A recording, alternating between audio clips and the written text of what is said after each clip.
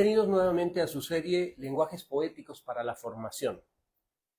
Hoy dedicaremos este capítulo a hablar acerca de los poetas, las poetisas, y me voy a centrar particularmente en México el día de hoy. Después tendremos la oportunidad de ver poetas, poetisas de América Latina y del mundo asiático, de China, Japón, la India, porque me parece que esa poesía es muy representativa de mucho de lo que venimos diciendo, pero además tiene mucha relación con la poesía mexicana y latinoamericana. De hecho, varios poetas hindús, Rabindranath Tagore, por ejemplo, influyeron en Pablo Neruda, en Gabriela Mistral. No dudo que incluso en el mismo Octavio Paz, en Elsa Cross. Y en ese sentido va a valer la pena, Edgar. Conocemos más la poesía europea también. Entonces, adentraremos precisamente por este recorrido, México, Latinoamérica, y después India, China, Japón. Ahí estaremos comentando. La ocasión anterior estuve comentando acerca de escritores, escritoras mexicanas. Mencioné varios nombres: Octavio Paz, Rulfo, Nelly Campobello, Concha Urquiza, Pitamor, etc., ¿no? No recuerdo si mencioné a Juan José Arreola, pero me parece que también Juan José Arreola merece un lugar especial en nuestras letras. Aunque su obra no haya sido muy vasta, en realidad Juan José Arreola fue un escritor de una prosa muy fina, muy pulida, muy trabajada, pero además con un pensamiento y una creatividad impresionantes. Él comenta que de chico, en alguna ocasión su mamá le iba a dar unos cinchazos, el cincho, eso que quizás las nuevas generaciones ya no lo ubiquen, pero es una especie de cuero, ¿no? Entonces se le pegaba a los caballos, a las bestias para caminar. Bueno, se usaba también para disciplinarnos en aquellas generaciones, hace unos años, no muchos. Bueno, Juan José Arreola cuenta que a su mamá se le olvidó un día donde dejó el cincho y que le iba a dar sus buenos golpes disciplinarios. Entonces Juan José Arreola se acuerda dónde lo dejó y le dice a su mamá: mamá, lo dejaste debajo de la alacena. La mamá fue por el cincho y Juan José Arreola dice: yo esperaba que, como le recordé dónde estaba el cincho, me iba a perdonar. Dice, pero no. El castigo era el castigo. Y comenta también más adelante, en Confabulario, que su papá los formaba para revisar las calificaciones escolares y que les decía que menos de 10 era cinturonazos. Entonces, les daba cinturonazos cuando sacaban 9, 8, 7, ¿no? Pero Juan José Arreola dice: ya no quisiera seguir comentando esto porque la gente va a pensar que mi padre era muy malvado.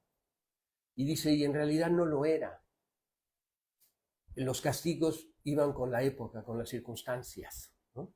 Y esto es importante considerarlo en una persona tan sensible, tan culta, tan preparada como lo fue Juan José Arreola. ¿Por qué? Porque nos hace ver que comprende la complejidad humana y la complejidad histórico-social en un momento determinado. Hoy eso nos espanta, que alguien golpee con un cinturón, un cincho a una niña, nos parece bestial, nos parece horroroso, etcétera, ¿no? Otras épocas, otras concepciones son las que nos guían. Pero en aquel momento era así. Y esto me hizo recordar, cuando lo releía, la carta de Kafka a su padre, que se llama precisamente Carta al Padre, en donde él comenta que el padre tenía un carácter, una forma de ser muy, muy particular y que le afectó gravemente a lo largo de su vida. El papá no quería que fuera escritor, Kafka le mandaba sus escritos y el papá no le hacía caso. Y después de muchos años él escribe esta carta al padre, en donde una parte dice: parte de la responsabilidad y la culpa era de mi padre por su forma de ser, la otra mitad me corresponde a mí, porque soy una persona independiente, soy adulto, y cómo valoro, cómo visualizo eso, ya es cosa mía, es cosa de mi subjetividad, diríamos, ¿no? Decía, estas referencias son importantes porque nos hacen comprender esa complejidad humana. Somos eso, no somos ni buenos ni malos. Somos una regambre de emociones, de actitudes, de gestos, de emociones que afloran en distintas circunstancias y por razones a veces que no podemos explicarnos. Entonces vale la pena ello porque lo que venimos trabajando de la idea de los lenguajes poéticos para la formación, y hoy que hablemos de la poesía, es porque la poesía y los lenguajes poéticos logran romper los esquemas tan cuadrados, tan esquemáticos, tan lógicos que tenemos acerca de la humanidad. Y nos hacen ver esa complejidad. Y nos hacen ver que podemos encontrar una vastedad y variedad precisamente de personalidades, de actitudes, de formas de pensar, ¿sí?, que no podríamos ver solamente con el pensamiento científico. De hecho, la ciencia reduce a fórmulas, a teorías, a conceptos, mucho de lo que es la complejidad del mundo. Ese es el sentido en el que Octavio Paz comenta varias cosas. Ahorita referiré a ellas, pero para cerrar el paréntesis de Juan José Arreola, me voy a permitirle leer dos pequeños escritos. En Bestiario escribe Juan José Arreola: la cebra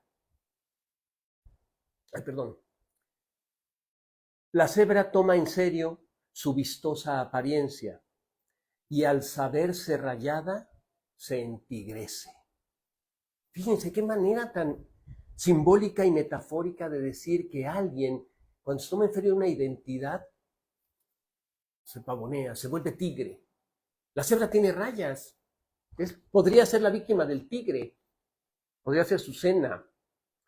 Sin embargo, dice, la cebra toma en serio su vistosa apariencia, blanca con rayas, y al saberse rayada, se entigrece. Sí, adquiere otra forma, otra presencia, otra prestancia en el mundo, ¿no? Y en pocas palabras, Juan José Arreola nos logra mostrar precisamente esa complejidad que podemos encontrar en la vida. Y dice en otro pasaje, gozar es comprender, y el que comprende es. Se trata de comprender más que de explicar. Explicar tiende a lo cuantitativo, comprender tiende a lo cualitativo. Y lo cualitativo es inconmensurable, no tiene medida. Y por eso posibilita una amplitud de formas de ver y de pensar, ¿no? Bueno, la poesía permite precisamente todo esto, los lenguajes poéticos, porque, como decía Octavio Paz, la poesía no es solo sentido, concepto o imágenes. La poesía es sonido, palabra en el tiempo, palabra viva que oímos. La poesía es un arte en el que intervienen los ojos y los oídos. La poesía, el amor y la contemplación son maneras de reconocer, de reconocernos a nosotros, a los otros y al mundo. En cada hombre y en cada mujer comienza el mundo. Y termino con la cita de Paz. A su vez, el cuerpo femenino refleja el cuerpo universal, ya que su arquetipo es la naturaleza misma.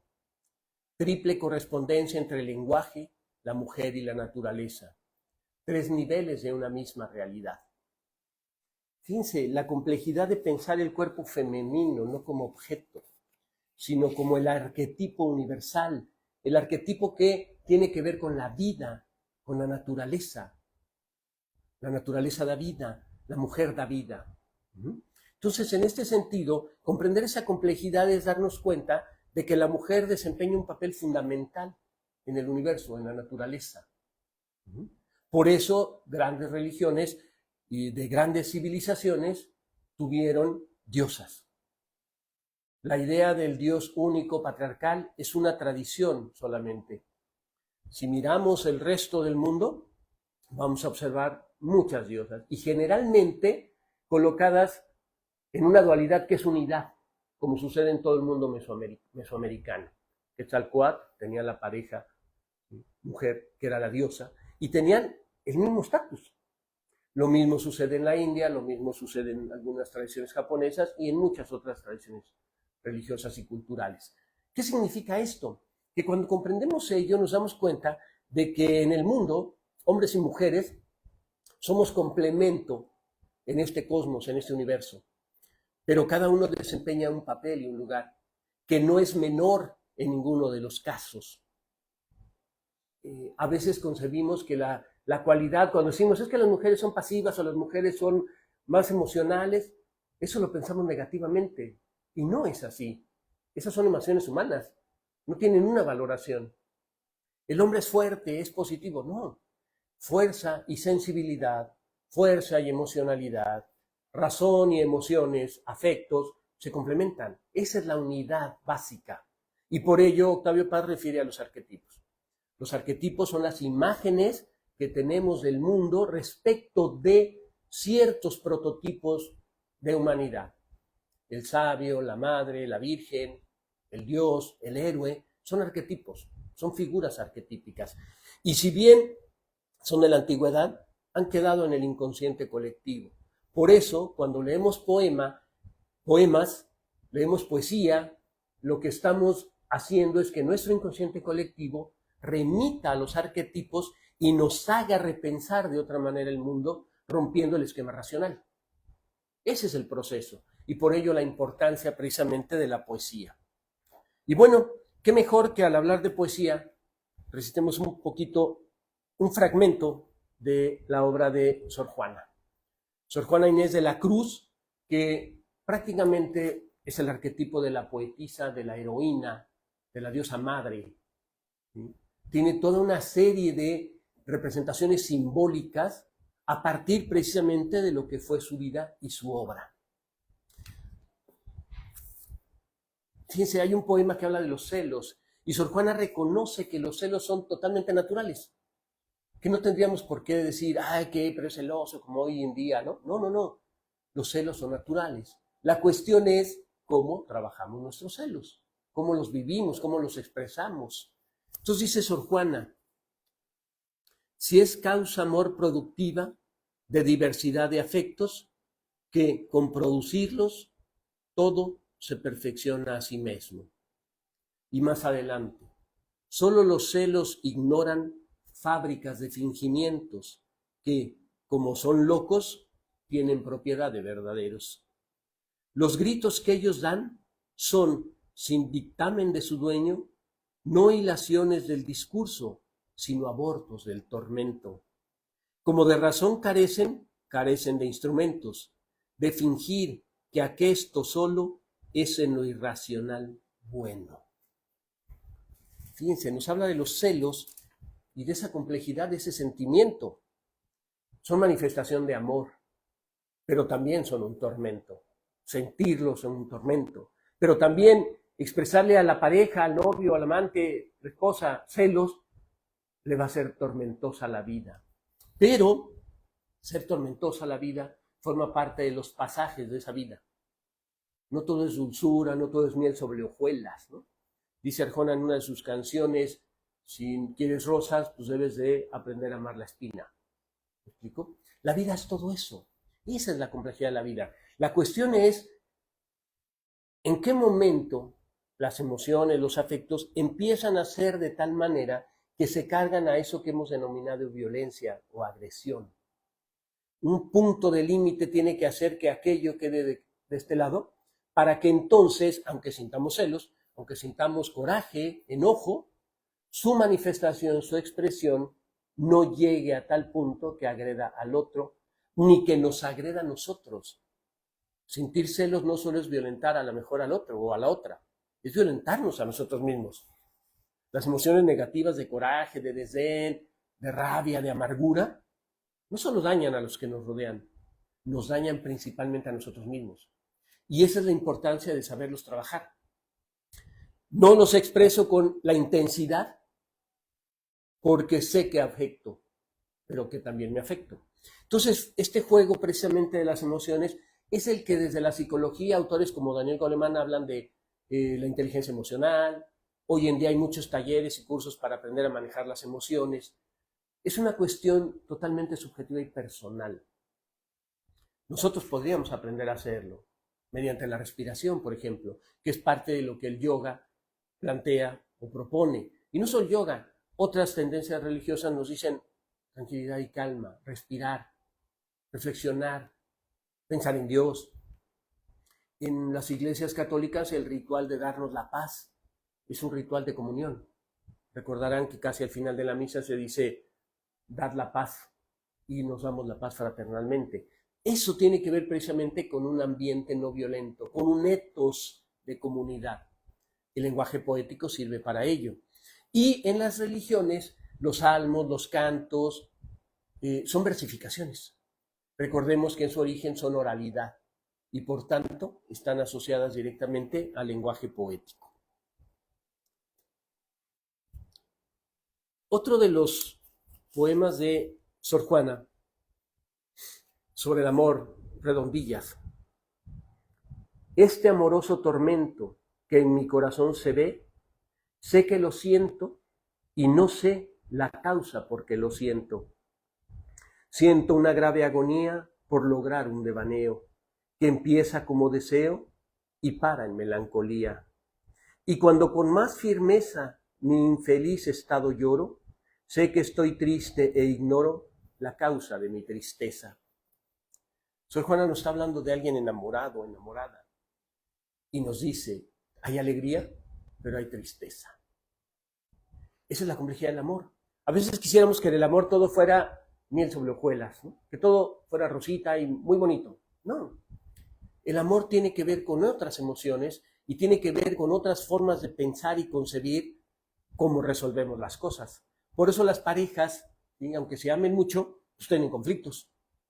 La cuestión fundamental o llega a ser problema, cómo resuelven el conflicto y si es que pueden resolverlo. Va a haber momentos en que diga la pareja, ya no podemos, mejor se paran, pero puede ser que la pareja diga, sí, sí vale la pena o hay que seguirlo intentando, pero todo eso es parte del amor. El amor no quiere decir, no me voy a enojar por algo que haces. El amor quiere decir, me voy a enojar, pero voy a comprender y voy a actuar de tal manera para que eso ni me enoje ni te afecte. ¿Sí me explico? Ese es precisamente lo que el lenguaje poético permite al ampliar las posibilidades de comprensión de las emociones humanas y de la complejidad humana.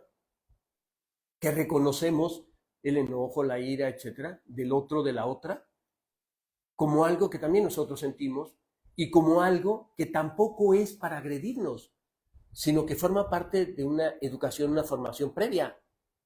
Así fue en su vida familiar, así sus padres le enseñaron a relacionarse. No es culpa de la persona. Tiene responsabilidad, sí, pero no culpa. Y la responsabilidad supone asumir que si eso afecta y me afecta, pues entonces cambio, modifico el comportamiento. Esa es la riqueza, insisto, del lenguaje poético. Y que la ciencia no logra darnos, que la ciencia al reducir a conceptos o a teorías, no logra compenetrarse de esa subjetividad humana tan compleja, tan rica, tan diversa, tan multifacética, ¿no? Bien, hay otros poemas y uno quisiera leer en lo particular. Es un poema erótico muy, muy interesante de Caro Victrix, una poetisa de fines del siglo XIX, principios del XX. Falleció en 1929. Fíjense, el beso de Safo. Más pulidos que el mármol transparente, más blancos que los blancos vellocinos, se anudan los dos cuerpos femeninos en un grupo escultórico y ardiente. Ancas de cebra, escorzos de serpiente, cumbas rotundas, senos colombinos, una lumbre los labios purpurinos y las dos cabelleras un torrente. En el vivo combate, los pezones que se embisten parecen dos pitones trabados en eróticas pendencias. Y en medio de los muslos enlazados, dos rosas de capullos inviolados destilan y confunden sus esencias. Una metáfora impresionante sobre una relación lésbica. Nada de vulgaridad, nada de espanto, de horror. Dos cuerpos que se aman, pero son dos cuerpos femeninos, dos mujeres. Y sin embargo, todo lo que nos va contando en el poema es distintos momentos del momento erótico de esas dos mujeres. Y las comparaciones, la cebra, las ancas, los corzos, es los pitones, mostrar cómo en la naturaleza, o cómo más bien la naturaleza nos puede dar figuras que hagan ver eso como algo bello o hermoso. Y es difícil cuando tenemos la idea de la no diversidad sexual, por ejemplo, cuando tenemos prejuicios religiosos, cuando tenemos dogmas que nos hacen dudar de que pueda haber otras formas de expresión del amor. Ese es uno de los poemas, insisto, de una mujer del siglo XIX, principios del XX. Vean lo avanzado del pensamiento de la poetisa, de Caro. Así podemos encontrar muchos, o canciones, pero también sabemos que existen canciones y poemas que vulgarizan y que en un momento dado generan más prejuicios y violencia que espiritualidad y reconocimiento de la diversidad. Pues bien, insisto, el lenguaje poético nos apertura a esas nuevas formas de pensamiento. Voy a cerrar con fragmentos de un poema que escribí sobre el corazón. Muy breve, solamente unos pasajes porque es amplio el poema. Se llama Corazones. Un corazón rumia su dolor a la orilla de la carretera. En el menguar de la luna llora. Un corazón otoñal enrojece al contacto de una mano y palpita al ritmo de sus recuerdos. Un corazón se alegra a la orilla de la cama y al creciente de la luna sonríe sin temor. Un corazón es llama, es luna, es sol, fuego que refleja, que proyecta sentimientos, angustias, dolor. Un corazón es nada, vacío, obscuridad. Un corazón de niño o niña es esperanza, que se alimenta de sonrisas y miradas de inocencia. Un corazón que ama se pregunta por el odio. Un corazón que odia no se pregunta nada. Posteriormente leeré otros fragmentos más de este poema, pero que me permite cerrar hablando precisamente de cómo el corazón, y para el mundo mesoamericano el corazón es el eje del cuerpo, no es el cerebro, no es la víscera, el corazón, puede reflejar y proyectar todos los sentimientos humanos. El llanto, la alegría, la risa, el dolor, el placer, etcétera, etcétera, etcétera, ¿no? Bueno, con esto cerramos este capítulo. Nos vemos en la siguiente emisión. Muchas gracias.